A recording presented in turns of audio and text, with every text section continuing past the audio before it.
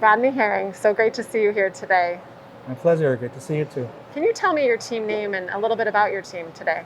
Yeah, our team is named the Haudenosaunee Stars. The Haudenosaunee represent the indigenous peoples of this region. The name means peoples of the Longhouse. Um, you may have heard of the nations in this area as the Iroquois or the Iroquois, but we ourselves call ourselves the Haudenosaunee, and it's a number of nations that have come to play with us, and we're playing much like we play our indigenous game of lacrosse. We're looking at this opportunity in the same way, that we're playing for the ones that can't play, the ones that are wishing to play, and the ones that are no longer here with us.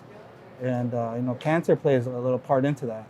That we want to make sure that we're there to honor our communities in a good way, and to play to help that cause, your cause, everybody's cause, to kind of fight cancer. So I see your team is composed of some men, and is there women or children playing with you today?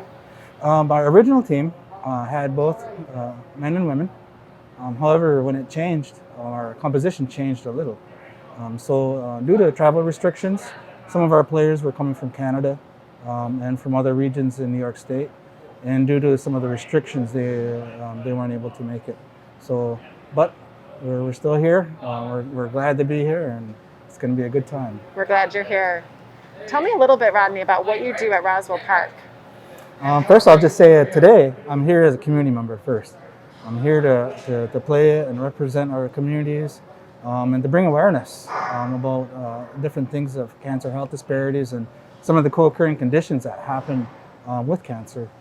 But at Roswell Park, as an employee, I'm the director of the new Roswell Park Center for Indigenous Cancer Research, where we address a number of these different disparities, whether it be for looking at it in the ways of prevention or research, or bringing forward educational opportunities for our up-and-coming generations.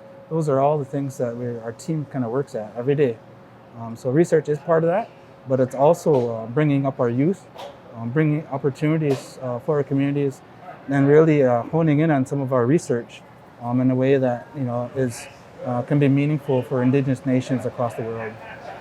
The awareness that you're spreading is really incredible. In the recent weeks, I've seen you on TV quite a bit, educating the community. Is there any information about the research that you could share? Any details about the research? Yeah, I think especially in the East Coast, the research in relation to cancer has been a gap there. So in this region, the tribes in this region this is our ancestral area, meaning that our tribes have always lived here. We've never been removed, we've never been moved. And so it's important to really understand that, and the concept of research too, that we need to be included in some of the clinical trials to make sure that the research is relevant for our communities, that we're part of the processes and opportunities that are going on. But the research that we've been focusing on lately has been more looking at some of the gaps in the cancer care continuum, from prevention to survivorship and palliative care, and really looking at if there are the gaps and resiliencies in our communities. We've also done a lot of work at health behavior type interventions, meaning creating healthy lifestyles. This is part of that. The 11-day power play is really part of that, if you think about it, creating a healthy lifestyle and promoting prevention and health and wellness. It's incredible work, Rodney. We're so happy to have your team here today. How challenging was it for you and your team to fundraise this year during the pandemic? Well, we had some great support, right off the bat from the Seneca Gaming Corporation, and also from Prior Aviation. And both of those, our sponsors, were, I'm glad and thankful for supporting our team. I think one is that it's our first time also in 11-day, so it's really an opportunity to create the knowledge of the 11-day within our communities. And when I say our communities, it's not just regional here, but our communities span across the Northeast and into Southern Ontario. So we have relations on both sides of the river. So I think year one, I wouldn't call it a challenge. It was more bringing awareness about the 11-day and our effort moving forward in years to come. It's great. Just seeing you guys coming here today together and being a part of it, we're so grateful for that. Can you tell us a little bit about your hockey career yourself? When did you start playing hockey? I started playing hockey when I was about 4 years old in an arena called the Gil-Lay Arena in the Cattaraugus Indian Reservation. And I played both ice hockey, and in the off season I would play box lacrosse. And so I played hockey all the way from growing up to right now. I still play. But when I played high school hockey at Fredonia, and then when I went to college, I played at Stony Brook University.